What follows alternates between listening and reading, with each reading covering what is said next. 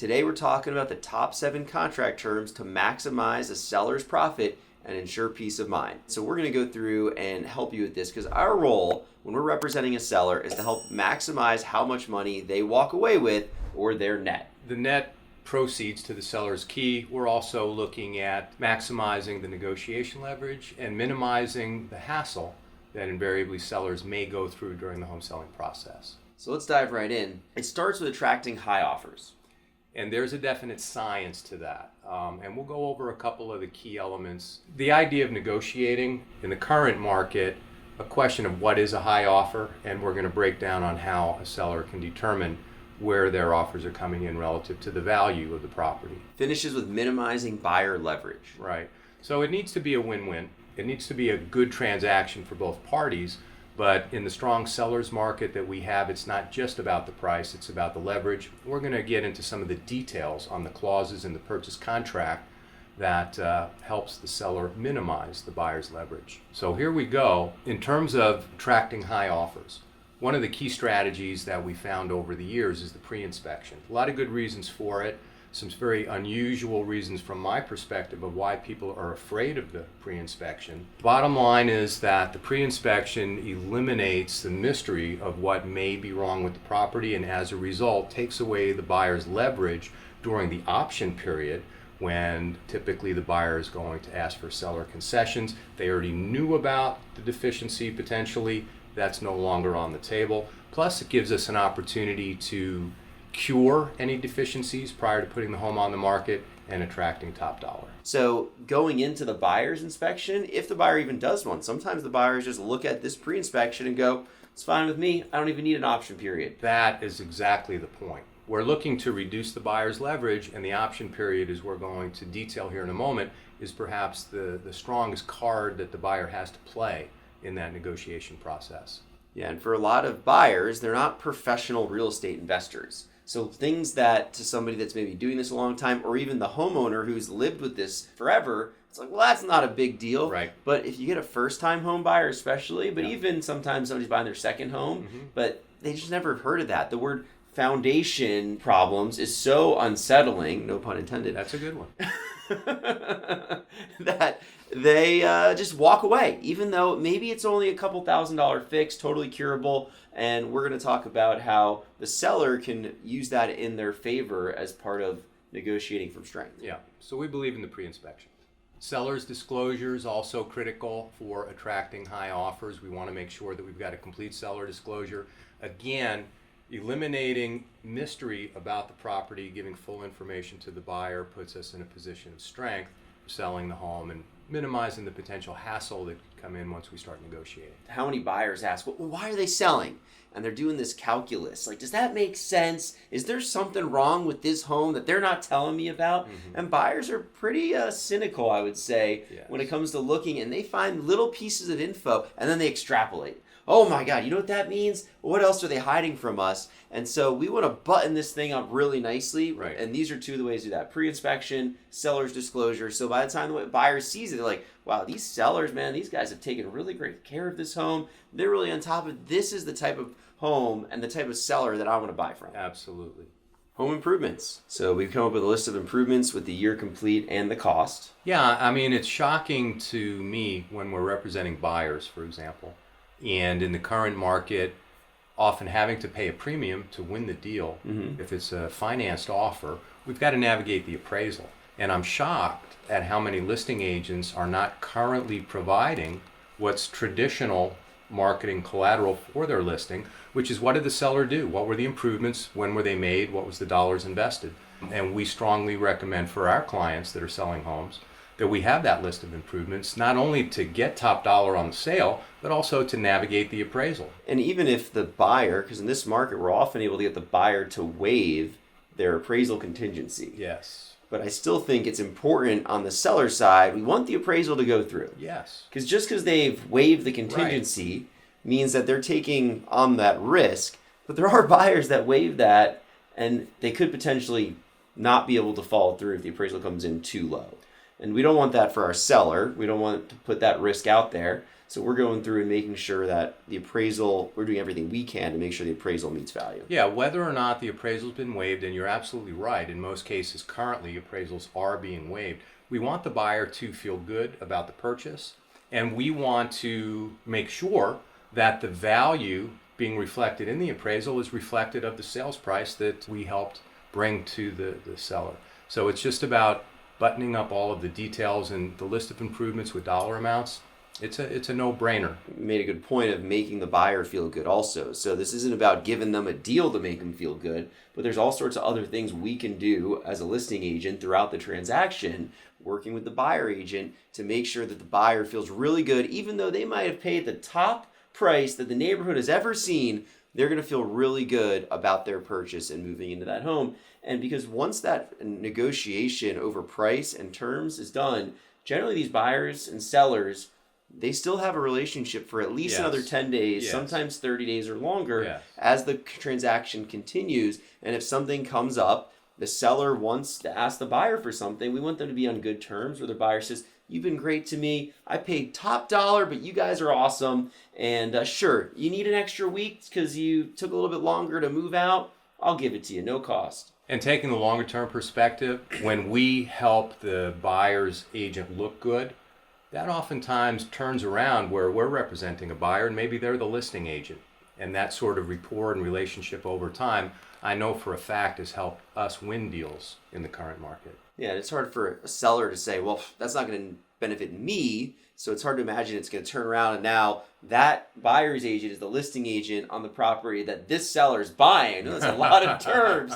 And I'm actually surprised that it navigated that proper terms right there. Yeah. Down the road, you never know. I think it's a lot of karma. Yes. And it might help out a different one of our buyers or sellers, but they're doing the same thing. We're all working together and helping our clients across the board here. Yeah, we want it to be a win-win. Professional copywriting and photography, even still, I mean, with the availability of technology, it's still shocking how many homes are not being properly professionally marketed. And as a result, in this highly competitive environment that we're in, we find opportunities where the listing agent didn't necessarily do a great job to highlight the features and amenities. Oftentimes, recently, been working with clients that passed over some listings that ultimately, when we said, hey, let's look past the photos, let's get out and view the property, that they start to see the value in it.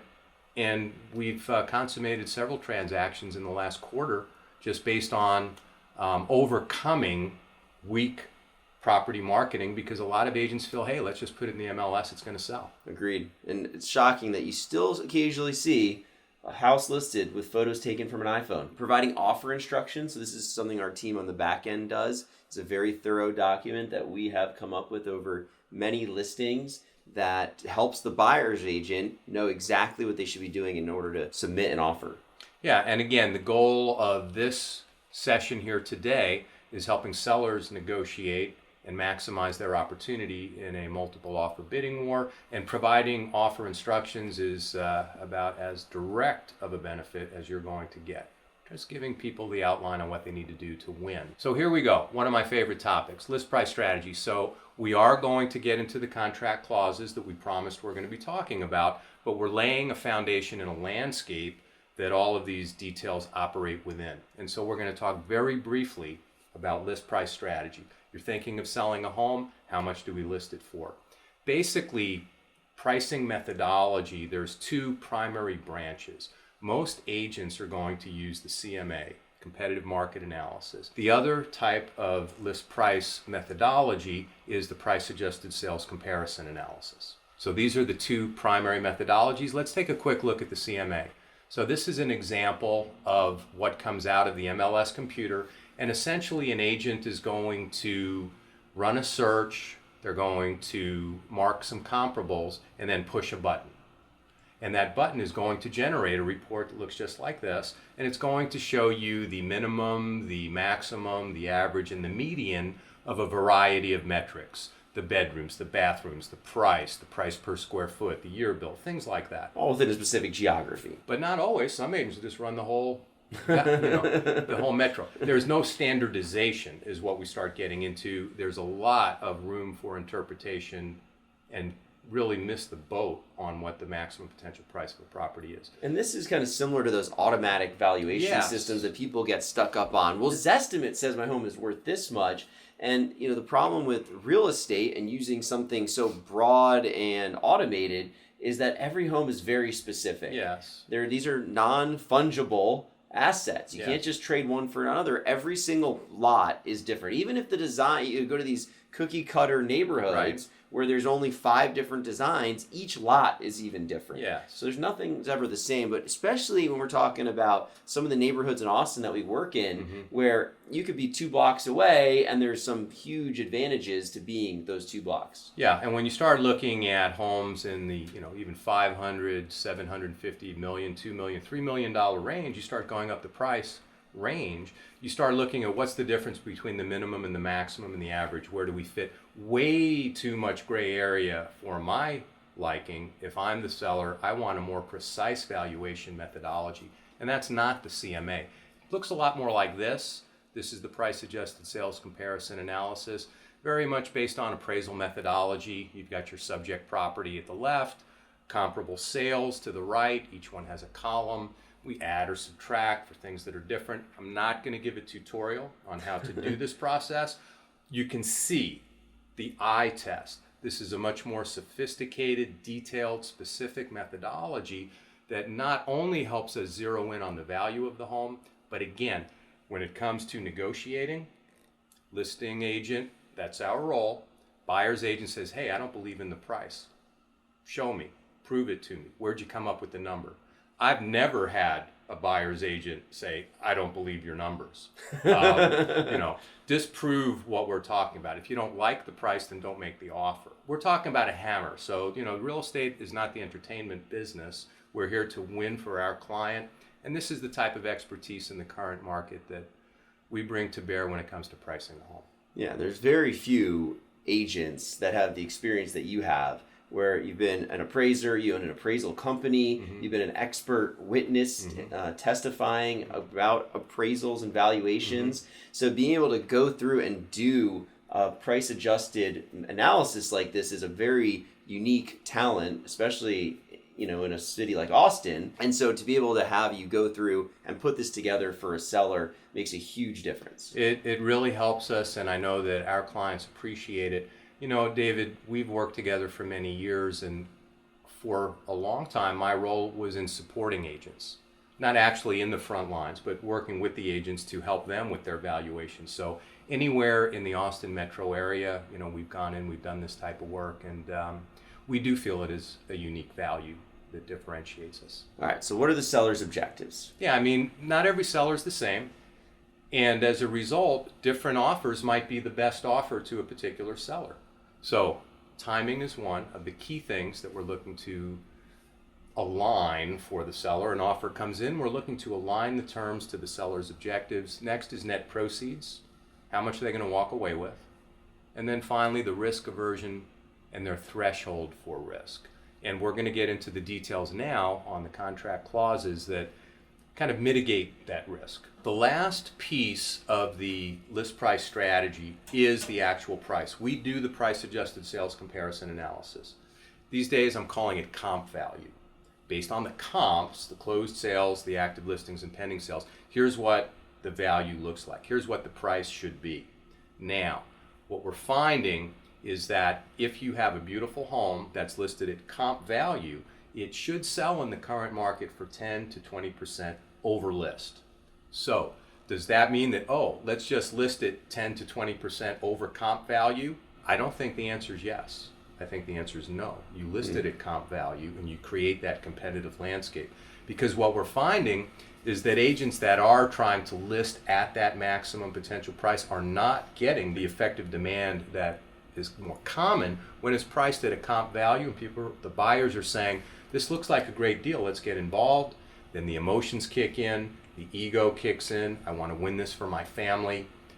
And that's what we're trying to create for our seller to maximize their net. Go low, aim high, which comes from this idea that we want to get as many eyeballs on the property, which starts at the top of the funnel with marketing and getting as many people seeing the property, good photography to draw them in, good copywriting to help capture them, then getting them into the home. If you go too high on price, you're just excluding a lot of people.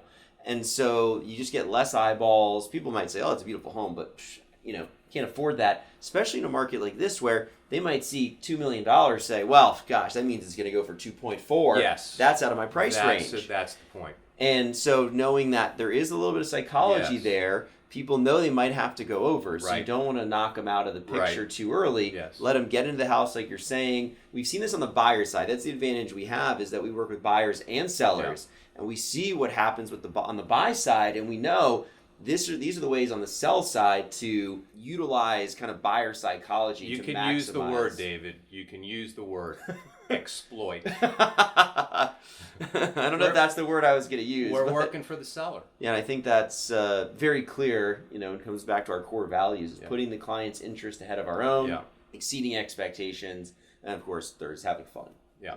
Yeah, I've never seen a market like this, David. My position, with my background in valuation and appraising, has always been to list the home at the price we want to sell it for. And this is the first time when I've seen crowd psychology be at such a fever pitch where it's just smarter to let the market take it where it needs to go, not lead the market. It's interesting. Okay, so this is the form you never want to see if you're the seller. You never want to see this form. This is the promulgated notice of buyer's termination of contract. We're not going to go into a lot of detail, but let's just quickly go through the promulgated reasons why a buyer can cancel. So number one, the unrestricted right to terminate during the option. This is the biggest hammer a buyer has. Texas is somewhat unique in that buyers pay for the option. There's a dollar amount, a monetary amount that's part of the transaction. Most states, it's built into the contract without compensation. As a result, in those states, typically the buyer has to have a legitimate reason to cancel. Not in Texas. Texas, you're paying for it. Paying money for the right to cancel. That means you can cancel for any reason. You wake up in a bad mood, you just don't want to buy that house anymore, you can terminate. That's scary for most sellers. Buyer cannot obtain buyer approval in accordance with the third-party financing addendum in the contract. So this is in an addendum to the contract for third-party financing. So if it's a cash buyer, this does not come into play. And this is one of the things we'll talk about when we talk about the differences between cash and financing. Now, for our buyers, we are waiving buyer approval. Because we are going ahead and getting them in with a lender, making sure we are confident in their ability to borrow. And so we are waiving this because we don't want to have the seller have a reason to turn our offer away. So on the sell side, we're looking for people that are willing to waive this. Yes, that's exactly right. So hopefully it's a non-issue and your agent knows enough that buyers are asking for time, whether it's 10 days, 30 days would be unheard of in this market. But maybe they try to get away with 10 or 14 days for buyer approval. But as a listing agent, we're saying, get that out of here. We're not accepting that. It's just another out that we're looking to close for our seller. The next one is that the property doesn't satisfy the financing contingency. So again, that's something that we're looking to have waived in the offer. Buyer elects to terminate under paragraph A of the addendum for property subject to mandatory membership in a property owners association. That has a lot to do with the timeliness of HOA documents being presented back and forth, and so we're not going to get into the deep weeds on it. We're just pointing out some of the caveats in the agreement. Buyer elects to terminate under paragraph 7B2 of the contract relating to the seller's disclosure notice. Same thing, timing of the information being transferred properly. Buyer elects to terminate under paragraph 3 of the addendum concerning the right to terminate due to the lender's appraisal. We'll be discussing the appraisal waiver and the 3 types of appraisal waivers coming up in just a moment. Buyer elects to terminate under paragraph 6D of the contract because timely objections were not cured by the end of the cure period. So this is due to the title policy. And then finally, the open-ended, extra scary box to check, and lots of different things can fall into that category, and we'll save that for another special session. Okay, David, here we go. You're the seller. Okay. We're going to talk about your objectives in a few minutes, but right now, let's break down the 7 terms. That's the title of this presentation. The 7 contract terms, and you can see them on the left. Price is number 1, the option period, the dollar amount and number of days, the appraisal waiver, buyer approval, earnest money, title insurance, primarily who's paying for it, and closing date. So what we're going to do is we're going to break these down just a little bit on a scenario where we've got 3 different offers on a particular property. So you can see that the property was listed for $1.6 million. So the first line item as we're comparing these 3 offers is the price. Offer number 1 is at list price. Offer number 2 is at 5% above list price, and offer number 3 is even higher, 10% above the list. The option fee you can see is $2,500, $7,000, and $5,000, and all for 5 days in this scenario. So let's talk a little bit about the option fee, which is to provide the buyer with enough time to arrange safety and code inspections of the property that he intends to buy. Yeah, the home inspection typically. Now, the key here is that this is non-refundable money. So when you enter a purchase agreement, the option money, the earnest money are going to be provided to the title company, and that option money is not coming back. So if you continue with the transaction, it goes towards the price. If you cancel during the option period, the seller keeps the option money. Now the amount, the time, the number of days, it's all negotiable. The appraisal waiver. So the first offer is cash. Doesn't come into play because there's no appraisal on a cash offer. Second one, they are waiving the appraisal and they're putting on 50%, which is a key point in this, which we'll talk about. And then the third one, it's the highest priced offer, but they're not waiving the appraisal. Right. And so when we talk about risk aversion and things like that, we'll evaluate these 3 different offers. So here we're breaking down the full versus partial appraisal waiver. And what we're looking at as a listing agent is the full waiver. That means regardless of what the appraisal comes in at, the buyer is going to make up the gap between the sale price and the appraisal.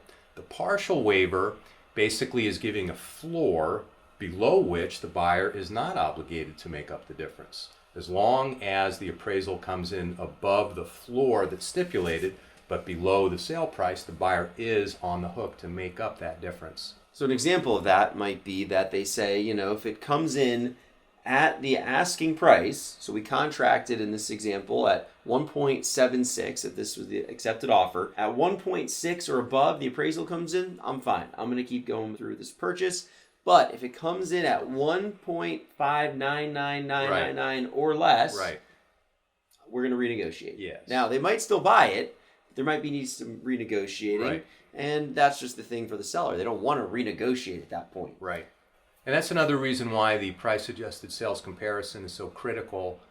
If we are in a situation where we're negotiating a partial waiver, it really is critical that you have a very strong sense of where the appraisal is going to come in. And again, as a listing agent, we're looking for the full waiver for our seller. The third option, we're not even going to get into. The additional right to terminate, that's really a buyer's clause that strengthens the buyer's position. And so we're just going to skip over that. Yeah, in this market, when it's such a strong seller's market, we're not going to see that. No. Okay, so now the buyer approval, we talked about that. And you can see in the third offer, which is the highest price, the buyer approval is written into the agreement, and we're going to break that down here in just a moment with a little exercise that we're going to do.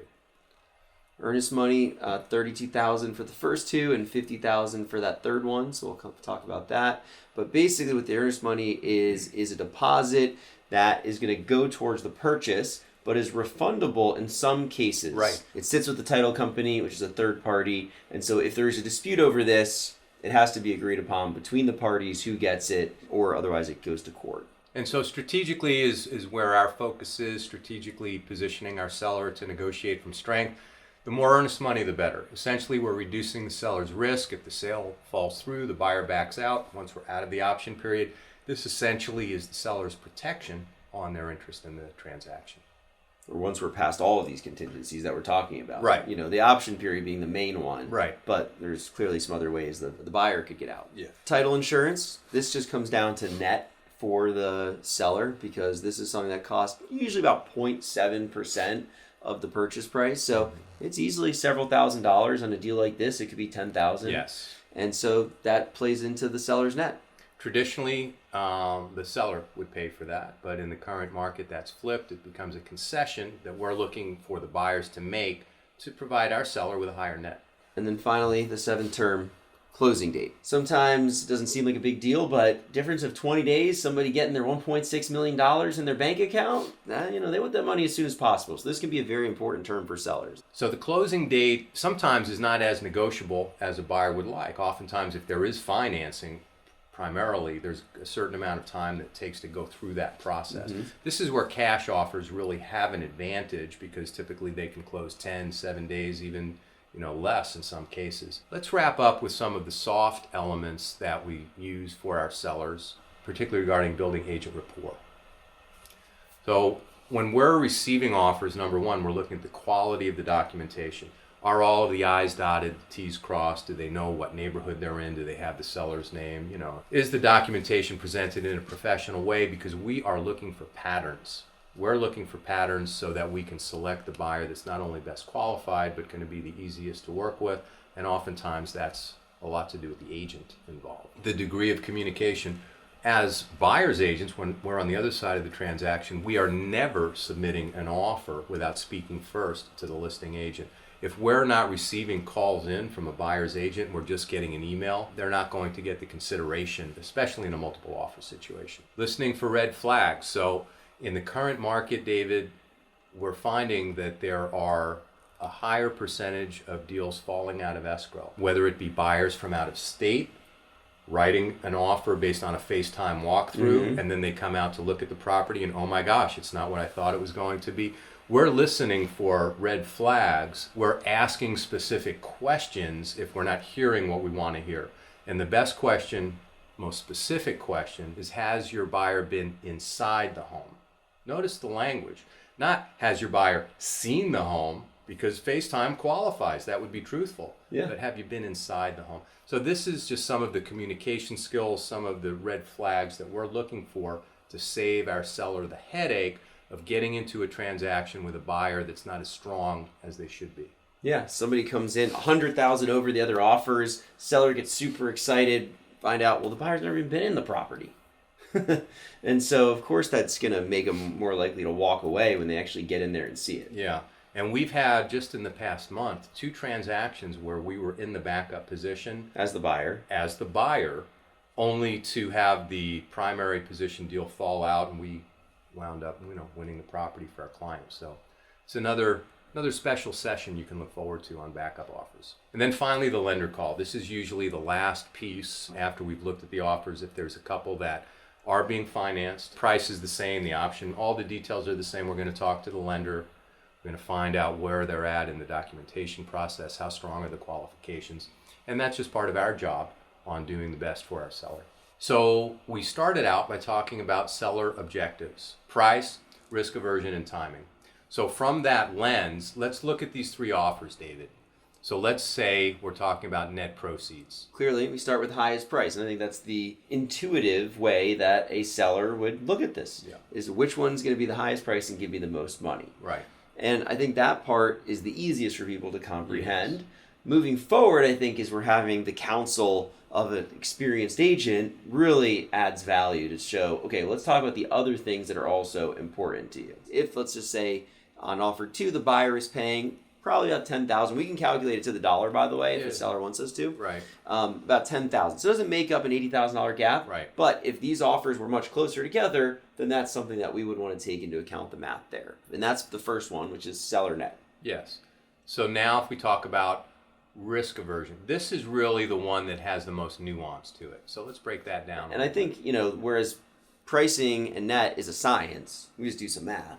There's a little bit more of an art to this one because there's so many variables that we're taking into account. Right. We were talking about the questions, the red flags, and so all these things in our head, we've been doing this for a long time, thousands of times we've done this, and there's a weight to each of these, and that's where the art of it comes in, to be able to convey to the seller, in my experience, I've heard these different factors, variables I'm taking into account when we're talking through this. And so this is why I would advise that blank, based on your risk aversion, your risk threshold, we should move towards this offer. So let's talk about some of those things. So the option money. Yes. So $2,500 versus $7,000 versus $5,000. So the seller wants to see that number as big as possible. Yes. So $7,000 is the best one on there, of course. Yes. The other factor is the timing. Now they're all 5 days. So at this point, they're equal there, but we'll see. They could range from 3 days to 10 days. Right. So as we play around with this, if the buyer is looking to win favor and they're trying to make this particular line item favorable, they have two choices. They can increase the price and they can decrease the days. And so there's a little bit of dynamic there on which is more important to the seller. Bottom line, it's the number of days that's going to reduce the risk. The less time the buyer has, the less risk the seller has. The dollar amount is key as well, but to me, and we can talk about it, but to me the number of days is really the key element in assessing the risk. Well, I think this is a good transition into our third, which is timing. Yeah. And so this is going to depend on every seller's situation. If the seller's like, I got all the time in the world, like I'd rather have $7,000 for 10 days than $5,000 for 2 days.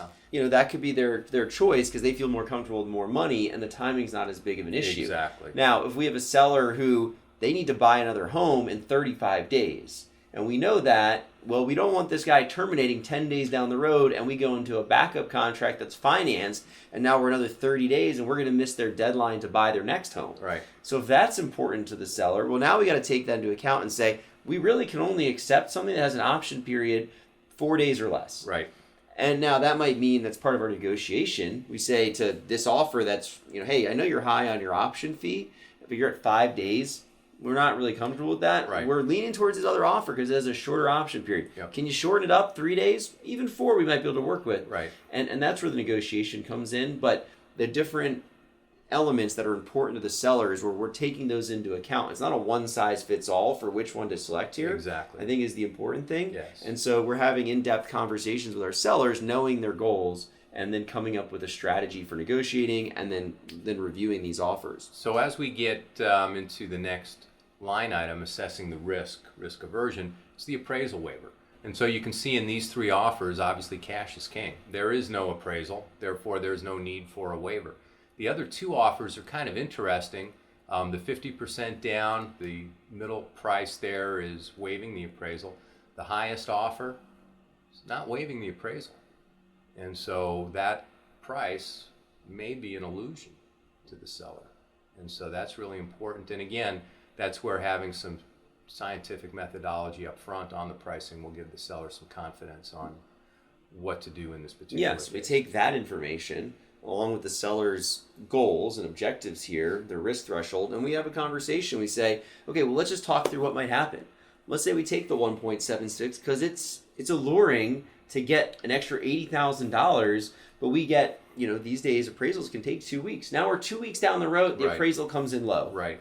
Now what do we do? Right. Okay, do we go back? Do we lower the price?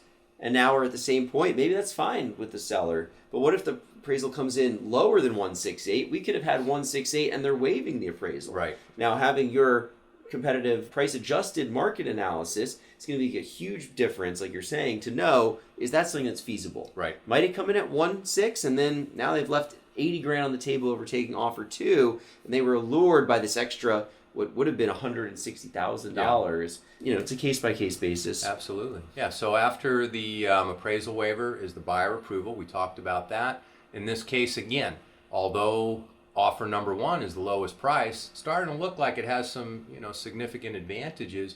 No buyer approval whatsoever. Same thing on offer 2. They're waiving any buyer approval. But again, that higher offer, oh my gosh, there's another caveat. There's another loophole. Another way that the buyer number 3 could get out of this contract. Right. And then earnest money. So buyer 3 saying, hey, I'm willing to put a little more money down.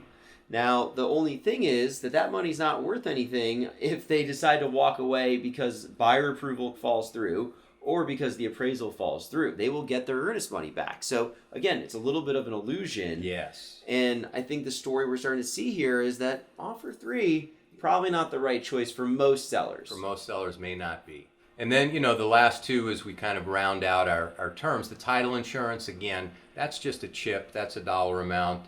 Obviously more net when the buyer's paying for it. And then the closing date, cash offers have a lot more flexibility. Financed offers, there's several hurdles and more time involved. And so we're looking at these 3 offers. Which one would you pick? Depends on your objectives, right? Right. One of the neat things, about Excel and playing with numbers, we built in a 5%, 10% premium over the list price. The goal here is if you're representing the seller, trying to craft an offer. Let's say we got 10 offers in. These were the 3 best offers, let's say. Going back to maybe the middle offer or the lower offer, whichever, and saying if you could change this, if you could change that. These are the 3 things that we need to put this deal together and work together. Is that feasible for you? Having this kind of a view empowers us and the seller to pick and choose the best elements of what the market brought to us, and crafting a transaction that really represents our client's best interests. Yeah, and we take all the other less tangible pieces of information that we've collected throughout the transaction to this point about the buyers, about their agents, and all the other stuff we know. We go to the seller and have this conversation. They say, look, at this point, I do like offer 1 because it's very sure, but I'm feeling confident enough in offer 2, and I'm willing to take the extra $80,000. So at this moment, that is the offer I would go with. And then we might say, well, hey, what if we can get offer 3 to match the terms? Or maybe we like buyer 1 the most. What if we can get buyer 1 to come up on price to the point we need them to? And that's where we will talk to the seller, come up with what's the best strategy, and then go to that buyer's agent and say, here's the deal. You're not in a position to win it. And we can do this and negotiate from a position of strength. Because as a seller, we've already talked about, we like offer 2. We feel good about offer 2. We could sign off on offer 2 right now, feel pretty confident in what we've done. But let's just see if we can eke out a little bit more, whether it's more money or more assurance for our seller by going back and doing a little bit of a renegotiation at this stage. One thing I'll say, David, is that, the HGTV generation, the current seller's market, has really created the illusion, I think, of competency and, getting top dollar for a property. There's value in having a process that systematically establishes the best terms for a seller.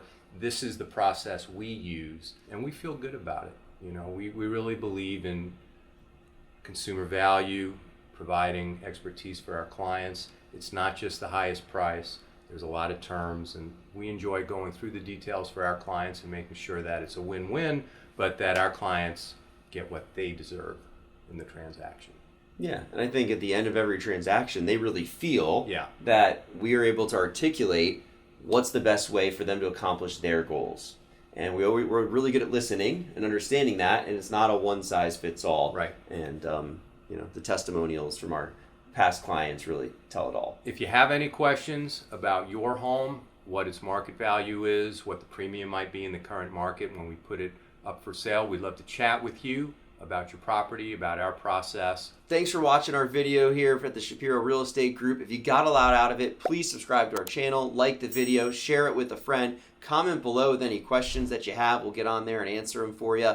And feel free to reach out if you have any questions about the current market and what your home is valued at. We'd be happy to dive in with that. We love working with sellers and helping you accomplish your goals and getting top dollar. Thanks, everybody.